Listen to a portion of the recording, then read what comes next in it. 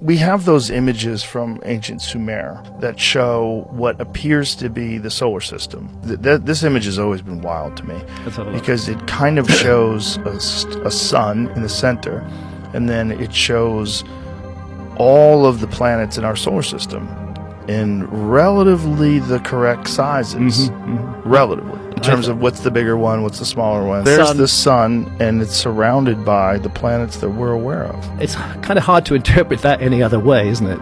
It seems like that's what it is. It seems like the solar system. It's such a strange image. The suggestion is much greater knowledge of the universe than is supposed to have existed at that time. And if they attribute the constellations to ancient Greece, what do they say about the clay tablets from Sumer, which are 6,000 years old or so? I think the ancients did have a very good idea about our solar system and about the dimensions of the Earth and about the other planets in our solar system. These President Head statues mysteriously appeared in the field at the bottom of Virginia almost overnight. After the closing of President Head Park, a very wealthy man from the state of California paid to have these statues relocated onto this abandoned farm. Now recently somebody purchased this farm and does tours once or twice a year, but there's still a mystery about the tunnel that lies underneath this field. This island in Russia should not exist, and it is the most dangerous island in the world.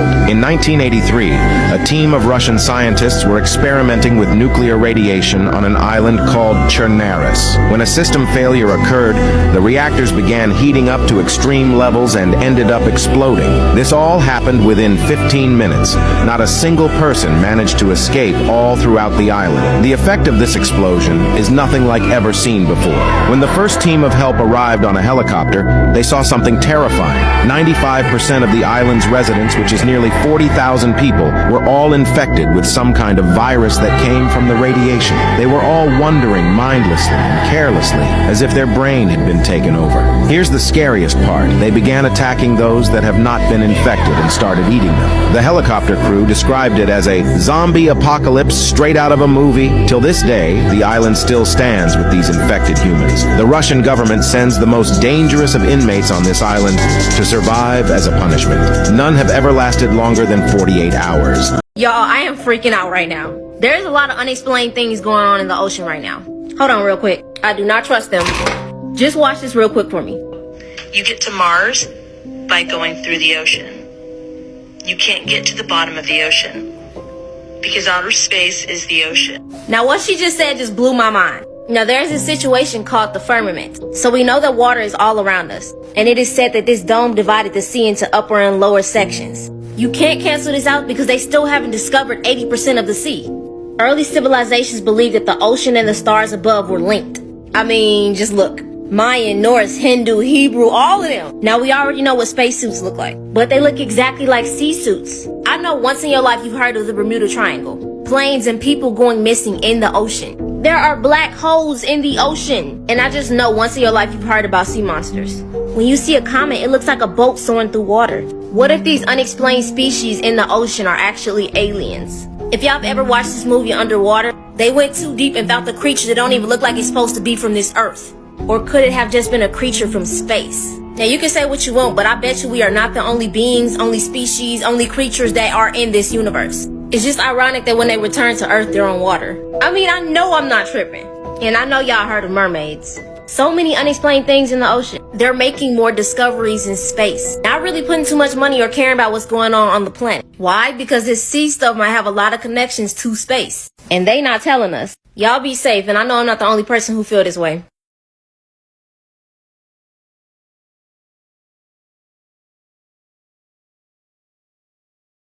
Have you seen the theory about clocks? No. So when you look at a clock, it looks pretty normal. You never think anything of it. But what if I told you there's actually a really dark theory behind the idea of a clock? What? Right, and you go across the clock, across the way, you see like 11 and 1, it equals 12. 10 and 2 equals 12. 9 and 3 equals 12. 8 and 4 equals 12. 7 and 5 equals 12. And then 6 plus 6 equals 12. They all equal 12. Wait, what does that mean though? Well, also think about this. When you go diagonally and look at the numbers and you subtract it, like 12 minus 6 equals 6. 11 minus 5 equals 6. 10 minus 4 equals 6. Wait, what is going on? But wait, if you look at this a different way too, if you look across, 12 plus 1 equals 13. 11 and 2 equals 13. 10 and 3 3 equals 13. 9 and 4 equals 13. It all equals 13. So what's the theory? You look at all the numbers, right? It's just weird how you go different formulations and they all equal the same. That's actually kind of scary. I don't really want to get into like the exact thing that I saw, but it is weird how everything, equals the same. Comment if you guys know what that is. Dude, I don't know. I don't want to say. That like gave me chills just looking. Did you ever hear about the Grand Canyon theory? No. So the Grand Canyon, okay, one of the world's wonders. There's a theory that the Grand Canyon holds something that none of us knew was there. So back in the 1850s, right? Yeah. The Grand Canyon was used to mine gold. When people started mining it, the gold index crashed because they found so much gold there. Okay. Now what happened was the government and the military, they closed it off and they made it a sanctuary so that nobody can just go there and then take whatever they want. There was this one guy, his name was Seth Tanner, and he was an explorer. He explored this one cave and he claims what he saw was ancient Egyptian hieroglyphics in one of the caves. Oh, what did it say? The Grand Canyon, it actually holds the lost city of El Dorado. What? Like, the lost gold city of El Dorado. Yeah, the whole city. The whole city. So if you think about it, it's never found. That ancient tale that all of the natives talk about, the lost city, and the reason the government and the world is trying to keep it a secret is because it would crash the gold price. The history we've all been taught is a massive lie. Before the civilization we have today, there was another civilization that's been hidden from us. The Tartarian Empire was a civilization that was far more advanced than us, but in a different way. They had harnessed the ability to use atmospheric energy. They incorporated it into all of the buildings and were able to create free energy for everyone at all times. They had also harnessed the power of frequencies and were able to build grand architecture by manipulating substances and moving huge rocks through vibration. Hence the Great Pyramids and many other unexplainable architectural anomalies that were created in the past. The free energy was a threat to the massive oil industry and all the profits they were able to generate from the scarcity of oil. So the owners of this industry, who were extremely powerful, created a plan to take out this civilization and wipe them from history so nobody would ever know about free energy, and they destroyed all their architecture and technology. They did their best to cover up any evidence that the Tartarians ever existed. So this is why the United States just caught Poseidon on camera and don't want you to know. Eric Shin was flying a private jet to Hawaii when he saw something truly shocking. After an 11-hour flight, he dropped off his guest on Oahu and decided to fly around the rest of the islands to enjoy the beautiful view. As he passed the first island, he watched as the gentle ocean waves crashed rhythmically into the shoreline. After flying for another 30 minutes, he noticed a smaller island and veered off course towards it. He had no idea the discovery he was about to uncover. As he approached the island, he noticed movement in the water below him. He dropped altitude to get a better view, and what he saw is unbelievable. He saw a man holding a trident riding a dolphin through the water. Various sea creatures followed the man as he effortlessly glided through the waves. Astonished, Eric turned on his jet's camera and watched as the man dived into the water and never resurfaced.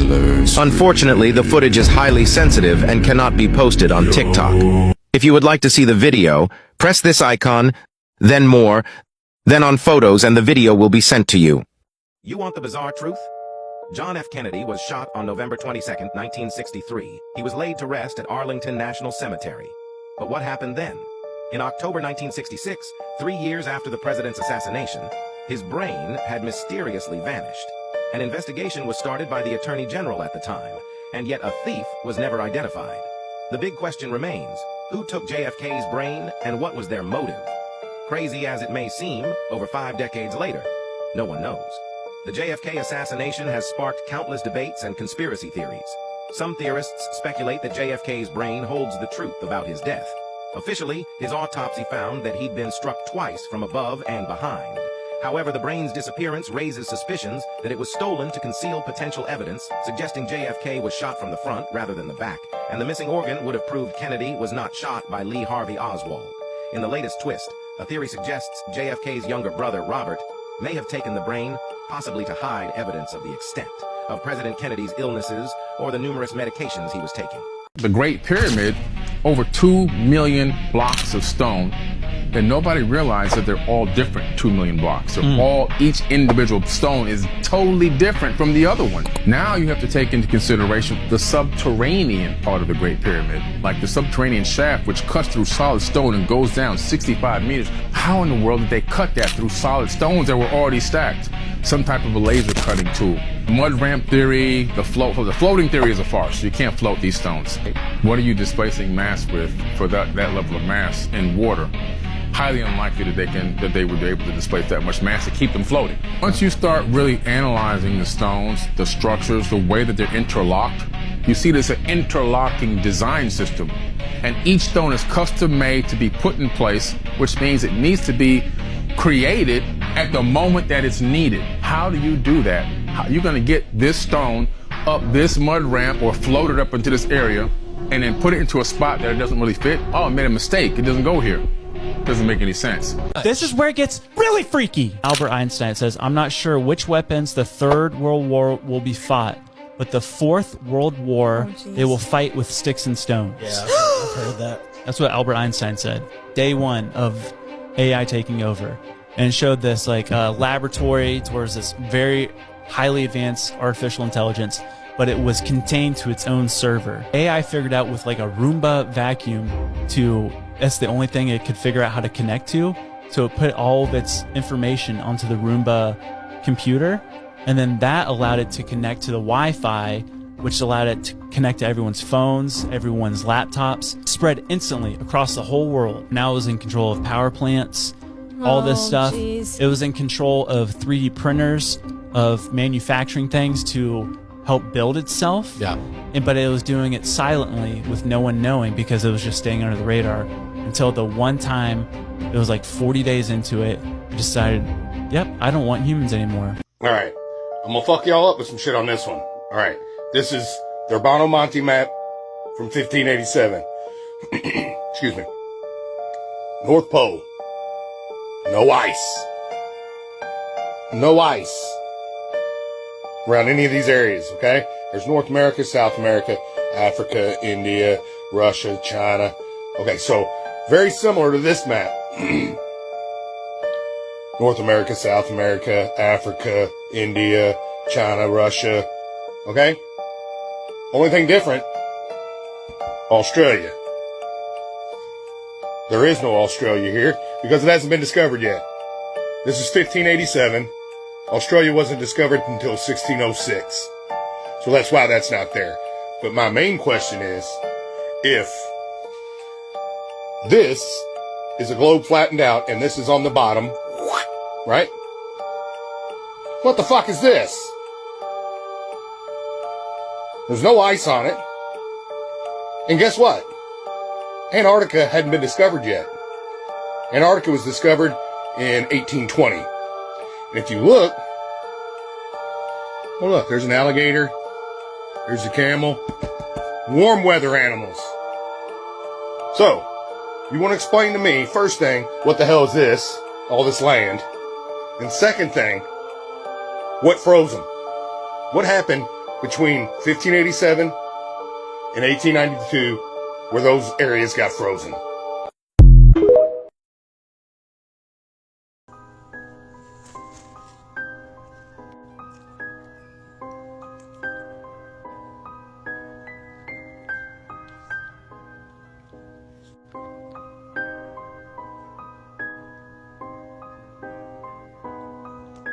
Oh, you thought I was done?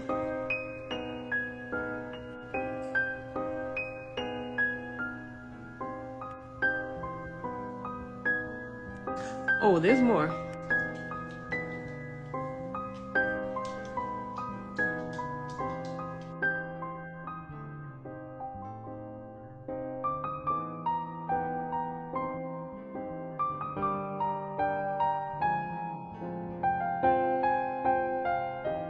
Okay, let's bring it back to the giant doors again.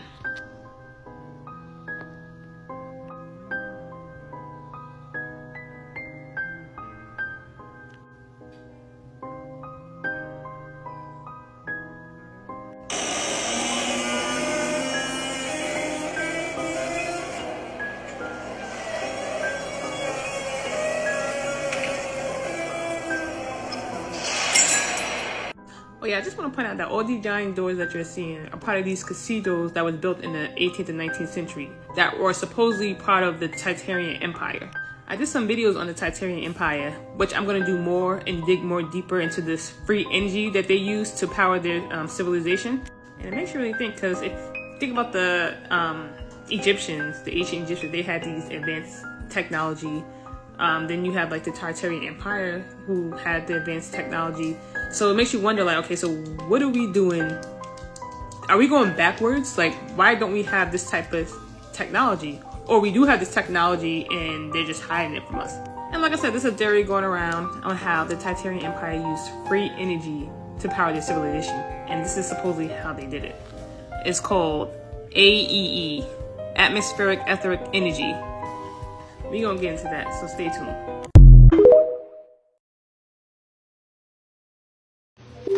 Imagine that this folder is a dimensional plane. Now, assuming that it is no height and no depth, what would this mean? It would mean that it's a one-dimensional world. So if, hypothetically, an organism was living inside of it, it would only be able to move in a linear path forward and backwards in a straight line. Now, if we go to the second dimension, we have two dimensions. We have width and we have length. So hypothetically, if an organism lived inside of here, then it would be able to move up, down, left, right, and anywhere else in between. And a two-dimensional world is comprised of an infinite series of one-dimensional worlds stacked upon each other. Just as our three-dimensional world, which has depth and length and height, is comprised of an infinite series of two-dimensional worlds. So, now that I have stacked many folders upon each other, we have three dimensions. We have depth, we have length, and we have width. Now what happens if you keep going on from here on out? We would have a four-dimensional world, but what exactly is a fourth dimension? In order to understand this, we need to understand how dimensions are perceived. We live in the three-dimensional world, but despite that, we actually view things to be two-dimensionally. Take a perfect sphere, for example. If you're looking at a sphere, it looks just like a regular two-dimensional circle.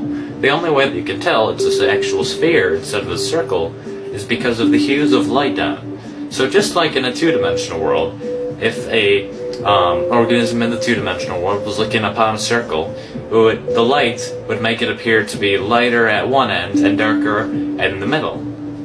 Also, if an object is moving closer and farther away from you, you don't actually perceive that it's getting closer and farther away.